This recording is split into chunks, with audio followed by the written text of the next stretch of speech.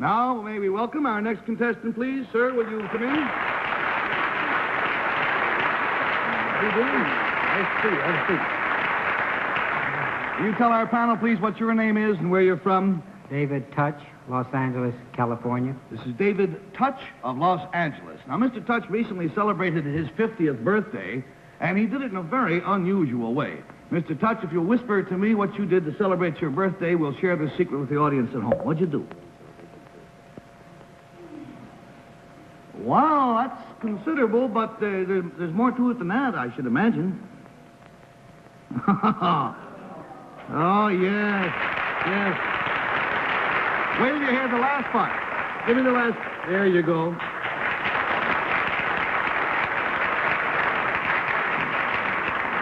That is unusual. Panel, the clue to Mr. Touch's secret concerns something he did and a hobby of his, and we'll start the game with, let's start with Bill.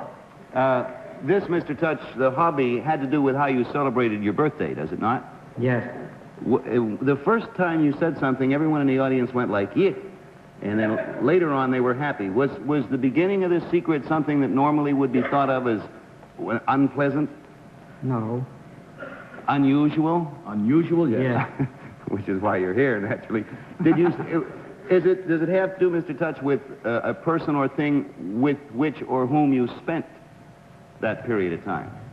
Or things? Oh, my wife and I did such and such or something of that, that nature? No. No, that's not what I meant. There's no other person mentioned in his secret. No other animals, no animals or anything like that. One more person. Yeah, but there was another person who went along with you, but he was not mentioned in the secret, right? No, the secret was he just... played with it. Oh, don't give away secrets. $20 down, $60 to go. We go, please, to Betsy. I'm getting very old, and my eyesight isn't so good these days, but you have something in your lapel. And, am I wrong in thinking that it looks like a parachute? Looks like a parachute. It's a Masonic Oh, pin. well, then, Senior, I thought... Shriner pin. Oh, well, then it has nothing to do with being a Shriner. Your secret, no. No. No. Does it have to do with being a parachute? No. With a parachute, I mean. Does it have to do... Is this on land? What? Did this all happen on land? Yes. It happened on the land, but were you somewhere else before you landed? In the air. You were in the air. Ho, ho, ho, ho. Oh, I'll tell you, this is a multi-part secret. $40 down, $40 to go. We go, please, to Henry. You started your 50th birthday in an airplane, right? No, on the ground. Don't tell him. And then you got into an airplane, right? Right. And you took off. Are you fighting me for any reason? Sir? No, see, I'm worried. I'm going to be 50 any minute, and I want to know whether I want to do this thing. You took off, and does the second thing happen, the way your secret's worded, do you say, I was in the plane and I did thus and thus in the plane? No, the plane is not mentioned in the secret. It is only implicit. It is only implied. I flew to, like that. Does it start that way? No. $60 down, $20 to go. Neither transportation nor a mode of transportation is mentioned in the secret as it is expressed. It does, however, it is obvious that transportation must have been involved. And we go to Bess, please. Were you, sir, at any time suspended in midair with your feet off the ground? No, I wasn't. Oh. Well, we're a little confused, yes, but it had something to do with the plane, obviously. Yes, but his feet were off the ground in as much as he was in an airplane. It's hard to be in an airplane with your feet on the ground. Does it start, I went? I went. Well, does it have something to do with the distance that you traveled, or the fact, perhaps, that you did a solo flight? Did you manipulate this vehicle yourself? Did you fly the plane yourself? No.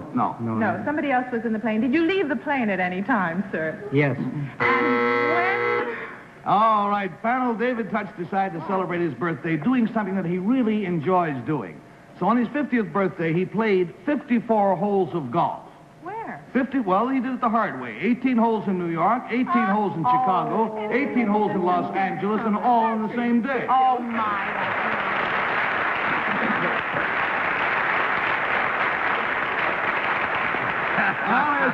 I'll ask you Henry's question. Why did you decide to play 18 holes apiece across country, and how long did it take you to arrange your schedule? Well, I like doing things the hard way.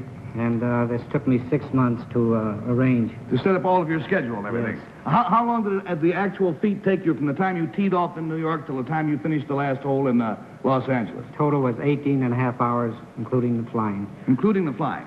It sounds as though we're a rather complicated schedule. For instance, what time in the day did you start playing golf in New York? 5 a.m., Governor's Island.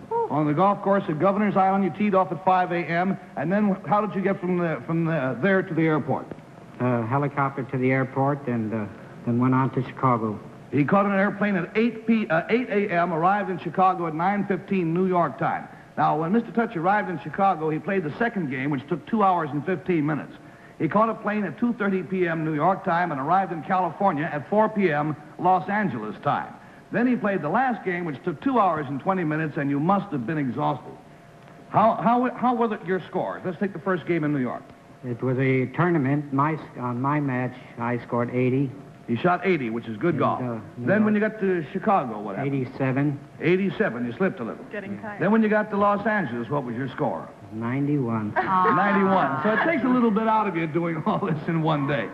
But did you have any close calls in this complicated schedule of yours? Yes, getting to Governor's Island, we had to take the ferry, and we forgot to get a military pass.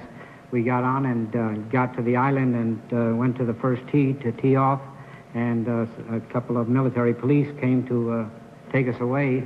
Luckily, things were straightened out, and we were able to tee off. Yes, you have to have permission to play that particular course. Well, you really proved that life can begin at 50, and I'm going to have a birthday in a couple of days.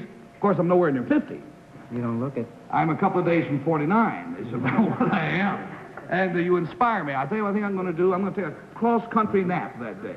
Thank you very much for being with us. Thanks a